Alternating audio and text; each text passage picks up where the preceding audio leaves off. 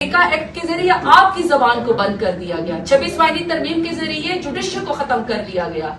8 فروری کے الیکشن کو فارم 47 کے ذریعے ختم کر دیا گیا، پاکستان کے سب سے بڑی پولیٹیکل پارٹی کے لیڈر عمران خان کو جیل کے اندر بند کر دیا گیا، ایک سوشل میڈیا رہ گیا تھا، سوشل میڈیا کے ایکٹیوسٹ کو بھی اٹھا لیا جاتا ہے۔ آپ سوال کا جواب دینا سیکھیں نا، آپ ان کے سوال کا جواب دیں، ان کے ساتھ ڈائیلاگ کریں،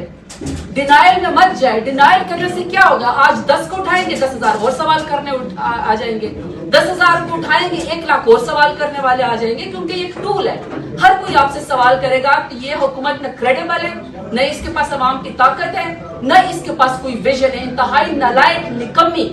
فارم 47 کی حکومت ہے جو ملک کو پیچھے لے کر جا رہی ہے، آگے نہیں لے کر جا رہی ہے۔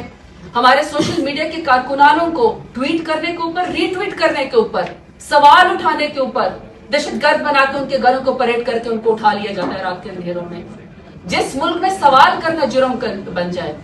جس ملک سے آپ کی کریڈیبلٹی کو کوسچن کرنا جرم بن جائے، جس ملک میں نظریہ کا اختلاف جو ہے وہ جرم بن جائے، جس میں نوجوانوں کو آپ ہتھکڑی جو ہے وہ لگاتے ہیں، اس ملک کے اندر پھر کیسے حالات آگے جائیں؟ پارلیمنٹ میں آتے ہیں صبح رمضان المبارک کے، ہر کوئی عبادات کا مہینہ ہے، لیکن انفارچونیٹلی رمضان المبارک میں شاید میرے ملک کو نظر ہی لگ گئی ہے۔